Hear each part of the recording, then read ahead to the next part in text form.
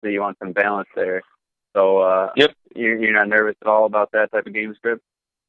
No, I don't. I think we'll be fine there. I think Brady and Michelle will both get their looks.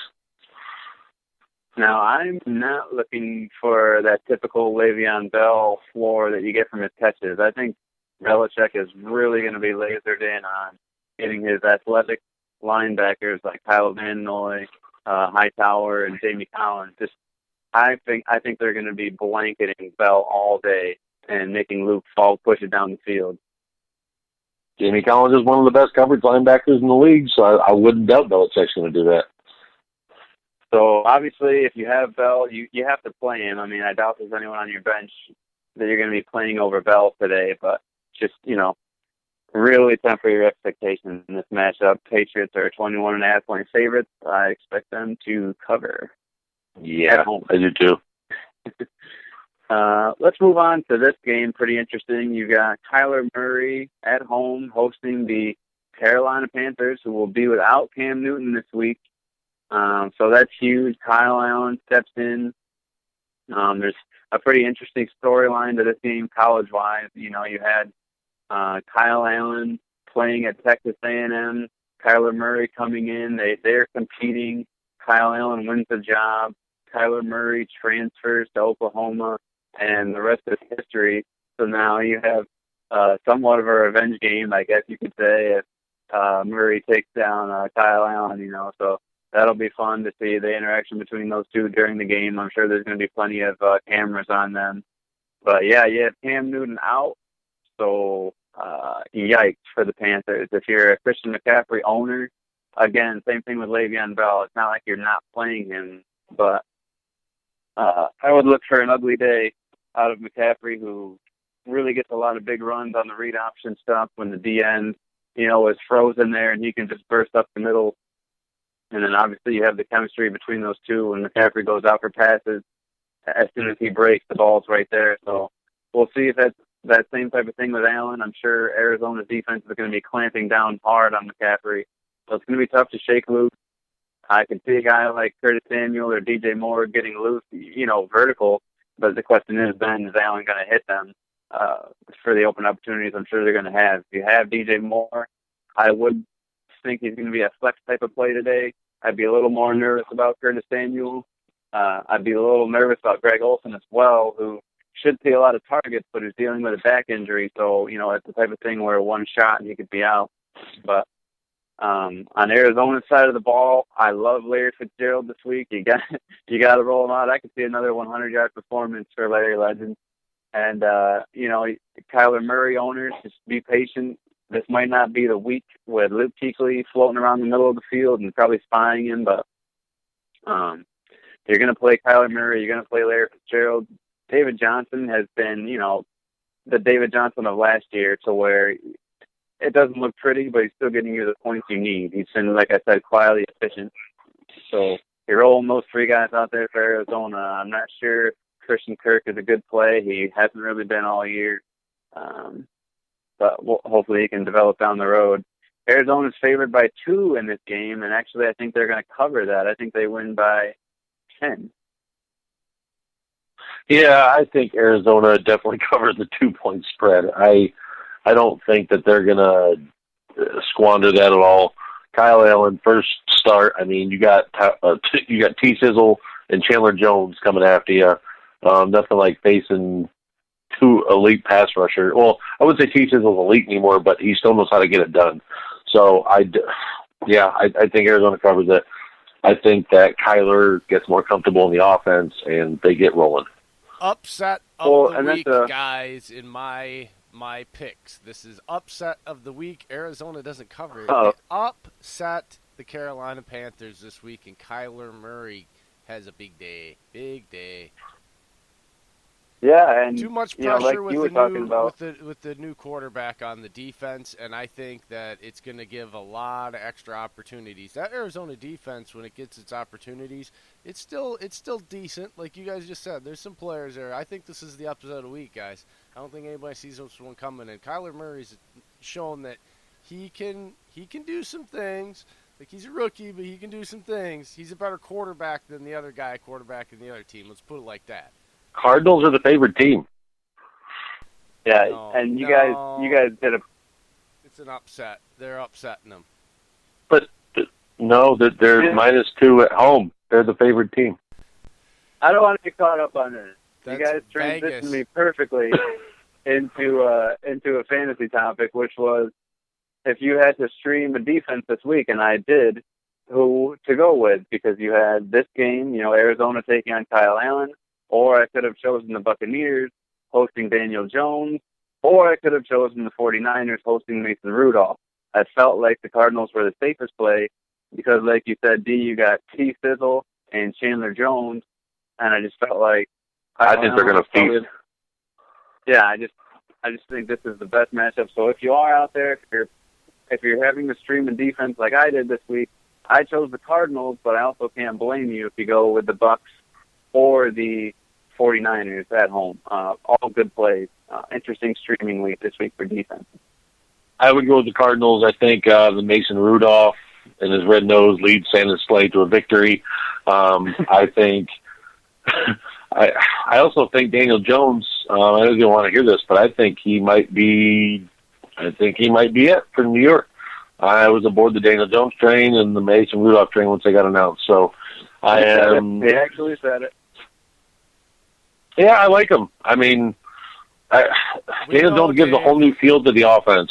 Dave, No, I'm just saying. He's been on those trains, both of them. I'm giving you credit. He's like, boop, boop, every time he's been on them. But, yeah, the Cardinals' defense is the safest play out of all those guys. I mean, because that's got – let's be real. Break it down easily here. Who's got the easiest quarterback matchup of all those? And because let's be real, even though Rudolph and Jones haven't really played, they're better quarterbacks than Allen.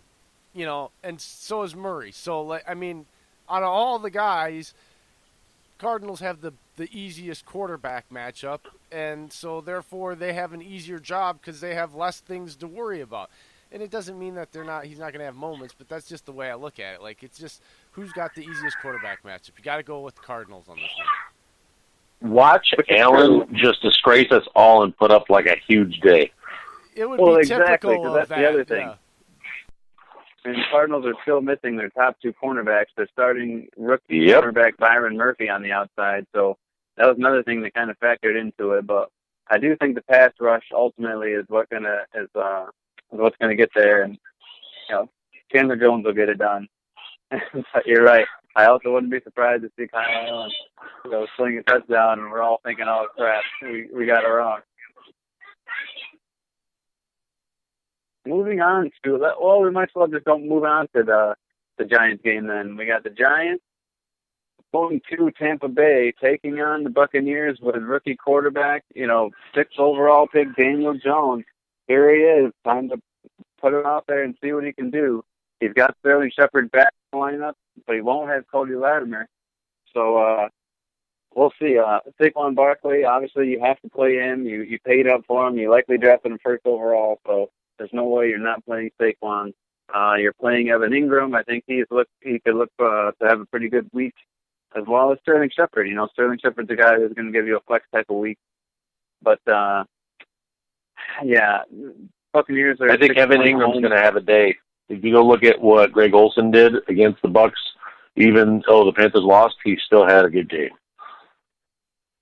So now, since you say that, we know the Giants are also a great matchup to have on defense, so you would definitely take Evan Ingram over O.J. Howard this week? Yes, because O.J. Howard has not had any targets in 2 weeks. I don't know if he spit in Bruce Arians' lunch. I don't know if he filled his car with a bunch of foam. I don't know. But Bruce Arians just doesn't like him. I don't know. No, here's what the problem is you have to realize O.J. Howard never runs himself into triple or quadruple coverage, so Jameis Winston never notices him throw him the ball. So that's the problem. Oh, yeah.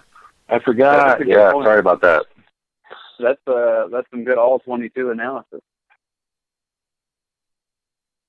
I'm taking Daniel Jones and the Giants. You like the Giants? Yes, I will take the Giants and get a noother win. There's one thing I can tell you right now without ever seeing Daniel Jones take a professional snap. There's no way in hell that I believe with my football intelligence that he is going to be as terrible of a decision maker on a more consistent basis than Jameis Winston has been over his career. Therefore, I will take the Giants in a rookie's very first start. Take the upset, but yeah. I don't think they cover the spread. I'm just saying, like, that's just my thought I can be wrong, whatever. That's my thought process when I'm picking it. Like, I don't have faith in Jameis Winston. I would rather take my chance with a guy that's never stepped on a professional field than pick Jameis. I've even told people that. I don't care who he's playing. Just always assume Jameis is going to shoot your chances in the foot and just either stay away from Jones has one of the most reliable pieces, though. They have Barkley. Right. Jones has a weapon in him to lean on. And it was Shepard back, Ingram, Barkley. I mean, you look at it, Mike Evans has thrown up a freaking dud the past 2 weeks, and he's supposed to be a top 10 receiver. I haven't seen nothing, and I got him on my fantasy. So, yeah, I'm sorry. If Jameis Winston can't get the ball to Evans, especially, there's Chris Godwin, but it's not hard to start double and triple covering everybody. Like Jay said, if he sees quadruple coverage, he's just going to loft one up every time for it. So, I'm going to take the guy with more weapons and use them correctly. Can I ask, honestly, how the hell Vegas has the Giants as the underdog in this one? Because they're going away down to Tampa, and Tampa just came off a win, and they think New York's a mess. Well, watch Jones come out and prove them wrong. New York's a mess. I mean, I feel the same way. I've got Tampa favored. No, yeah, but Dillon and guys, no disrespect to Eli, but like he was like beyond check down Charlie. Like he made check down Charlie look like a Hall of Fame quarterback at this point. I mean, he wasn't giving the defense any reason to do anything and worry about anything downfield ever. So everything became about like the receivers and the running backs having to make a play. Like, even if Daniel Jones doesn't even hit receivers, if he just guns it down the ball a couple of times, that's better than anything, like, even if it's incomplete. It's better than, like, it's at least showing the defense, hell, he's going to try to take a shot. Like, that's the problem here is Eli's not a terrible quarterback, but, like, he got abused for so many years. He just will not, even when good protection, he would not hold on to the ball. He won't even take a chance. And it just, like, so I just don't understand this one. The young kid's going to take some chance. The line ain't that bad. They got a running game. This one I don't get. Vegas is kind of, I think they're a little off base on this one here, given the fact that there's a change at quarterback. And I think that's going to make a big difference in how this offense operates. I don't mean they're going to necessarily be playoff bound, but come on. Can I bring up a game, Dillon, that I think that a team won't be able to cover the spread in their own home stadium? Bring it up. I think Oakland is either going to pull out a narrow victory or lose, but it's not going to be by 8.5 points. Okay, I had a feeling that was your game. Let's get into it. I think Derek Carr has more weapons than people realize here. With Josh Jacobs, I just watched on NFL Network on the bottom of the screen that he only needs 76 yards to break the first 3 games of the Raiders' rushing record. And I just watched Aaron Jones go for over 115 yards last week. So Josh Jacobs, I think he has a similar day. I think Derek Carr has Waller. I think he has Williams. There's weapons there. The offensive line is vastly improved. So I don't think it's the Vikings cover that spread in their home stadium. I think it's a flip of the coin on whoever wins here, but I don't think it's by more than a field goal. I actually do think the Vikings cover. I think it'll be by 10. And, you mentioned the offensive line, which is true, but Gabe Jackson's going to be out. You mentioned Josh Jacobs, who has been battling an illness and a groin injury all week. So we'll see how effective he can be. Illnesses bring out best performance sometimes. All right. Well, then you also have Derek Carr, who threw 2 picks at home against the Chiefs last week. So traveling to Minnesota now is not the best recipe for a bounce-back game. I like Minnesota a lot. I think that Dalvin Cook's going to have a huge day. And I think that that's going to be the same old, Kirk Cousins doesn't throw too many passes.